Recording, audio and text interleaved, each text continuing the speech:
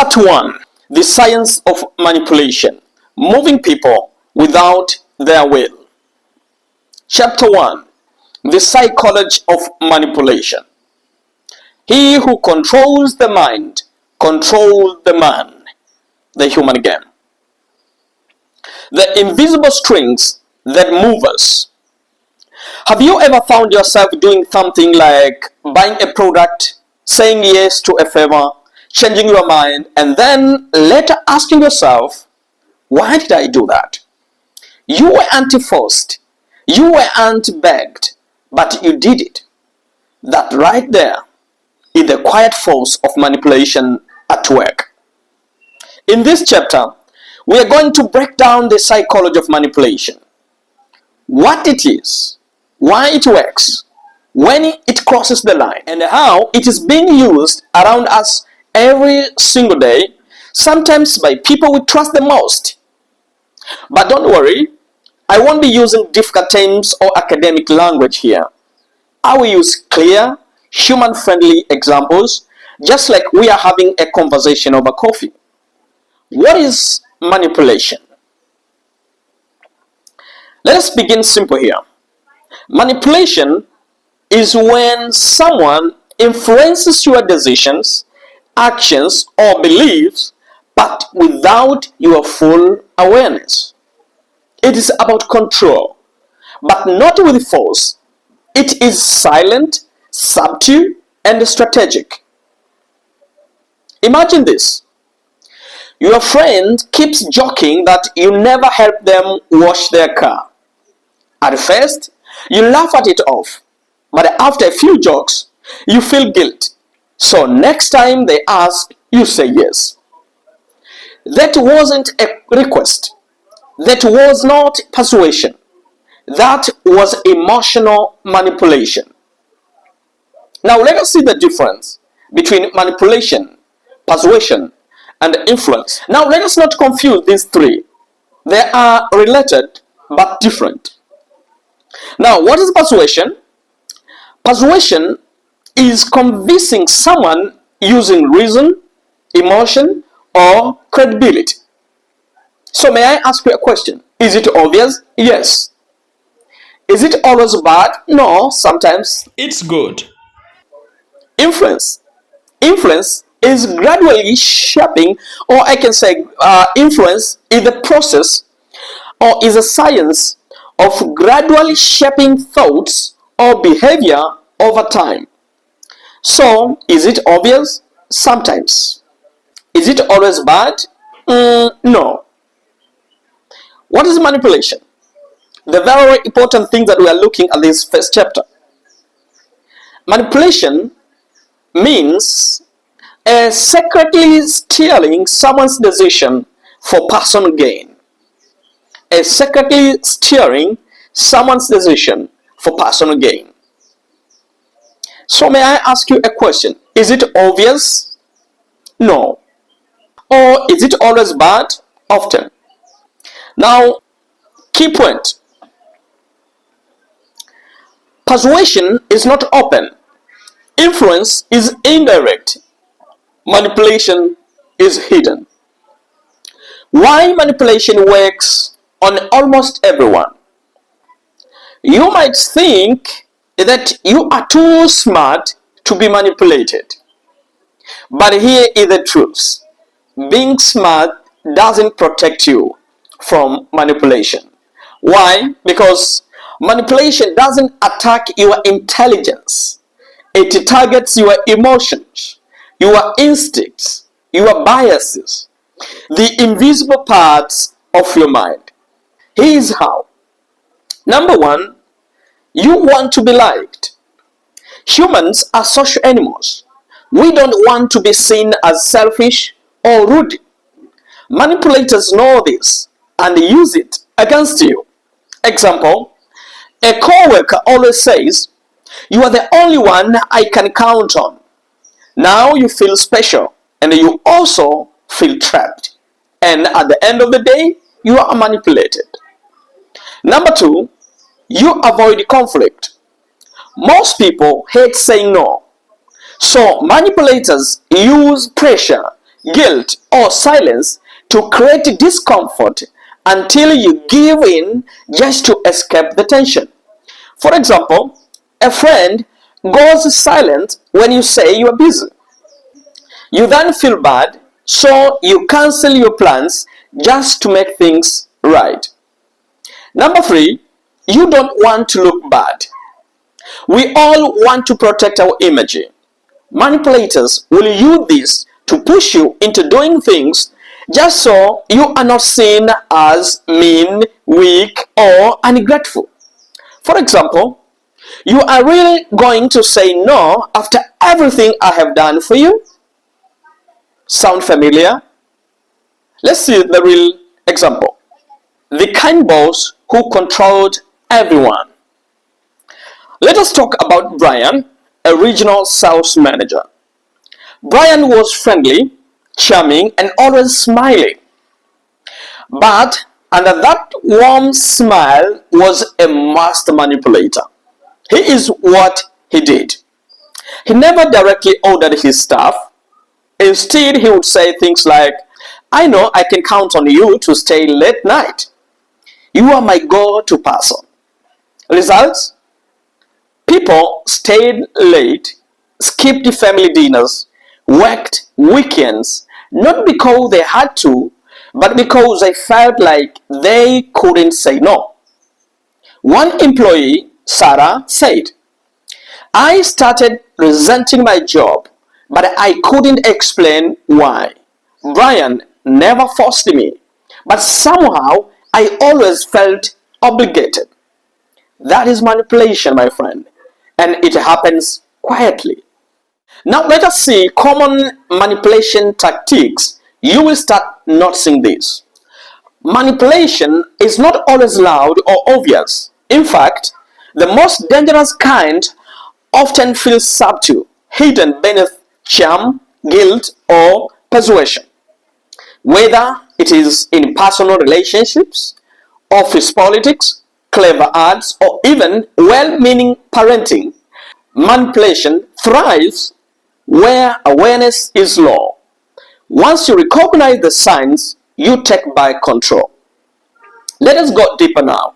Here are 5 classic manipulation techniques you will see in relationships, workplaces, advertising, and even parenting. Number 1, guilt tripping. Now, what is guilt tripping? Guilt tripping is just making you feel like you have done something wrong even when you haven't. So the manipulator makes you to feel like you have done something wrong. For example, I guess I am not important to you anymore. So this is used in relationships particularly, or even in parenting. Your mother might tell you, your father might tell you, your brother also might tell you that I think that nowadays I am not important to you anymore. Or even your spouse, your boyfriend, your girlfriend might tell you, I think that nowadays I am no longer important to you. This is manipulative technique that is obvious, used by most of people. Okay. Number 2 is gaslighting.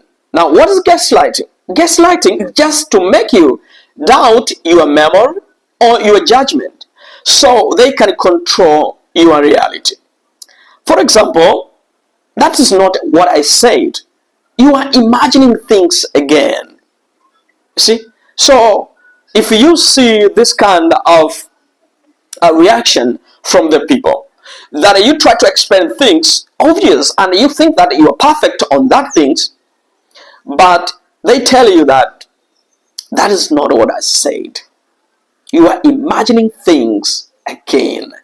So they are making you feel like your memory or your judgment is insane. Now, if you are insane or if your memory is insanity, that means you lose control of yourself. And when you start feeling that you are losing control of yourself, they begin to control you. And that is the manipulation. And it is powerful. And it works better. And it's obvious, my friend. This kind of manipulative technique, which is called gaslighting, is usually used by toxic partners, bosses, and politicians. Number three, the third technique, which is used mostly by manipulators, is playing the victim, acting helpless or hurt to gain sympathy or control. Like, everyone always abandons me. I should have known you would too. So someone is claiming that, or is claiming to you, or is telling you that everyone around him or her is abandoning him or her, and he couldn't think that you also could abandon him or her. So he is playing victim, and you feel sorry and sympathy to him or her, and from the very moment you feel that way, he or she begins to control you. Okay, so mainly is used by emotion manipulators in relationships. And the first technique of manipulation is love bombing. Now, what is love bombing? Love bombing is overwhelming someone with praise and attention to lower their ground. You are the best thing that ever happened to me. I can't live without you. And in Tanzania nowadays we call it uchawa. So uchawa is one of technique of manipulation used by manipulators. It is called love bombing. People are starting to praise you, to show you that you are only person that fits in that position. You are the only leader that can lead or can hold that position. So when you don't understand this, then you become a prey. They benefit from you because most of manipulators are parasites. So for them to parasiting you more and more, what they do is to make you remain a prey all the day so they can benefit from you. In this way, they always praise you, they always honor you, they always give you sometimes the kindness that you have never had. This is so dangerous, and it happens every time, and much more before our eyes and our mind. The fifth way to manipulate people, which is majorly used by manipulator, is called the silent treatment. The silent treatment is pushing someone emotionally by withdrawing communication. It's used by most of us. So you say no, and suddenly silence. They are not mad, but they are hurting you quietly. This is majorly used by controlling people in personal relationship. Suppose you go silent. Your boyfriend or girlfriend texts you, but you don't reply. That is manipulation. That's a manipulative technique, which is called the silent treatment. You manipulate that person, so she or she starts to see that he has lost his or her value to you.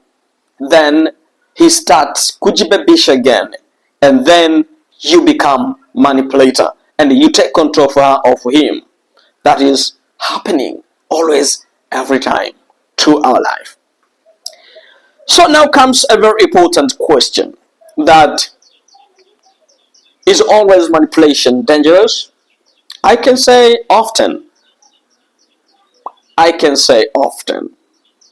And the major question arises again that when manipulation becomes dangerous. Not all manipulation is evil. Sometimes we use harmless tactics like faking excitement so your child feels confident, or cheering someone up by downplaying bad news. So manipulation is not always dangerous, but manipulation also can become toxic when it involves repeated emotional harm, power imbalance, lack of consent or awareness. Manipulation is most dangerous when it becomes a pattern, not a one-time act. So manipulation generally is most dangerous when it becomes a pattern, not a one-time act. So my friends, this is a book that you cannot dare to miss. It is a very important book that you should read actually to make you a great person. You will understand how manipulators do. You will understand how persuaders persuade. And most importantly, you will understand how influencers influence. So for the very beginning of the book, in the first part of the book, where we are talking about manipulation, it will shape you to understand the power of manipulation. And more importantly, very secondly, I would tell you to use it ethically.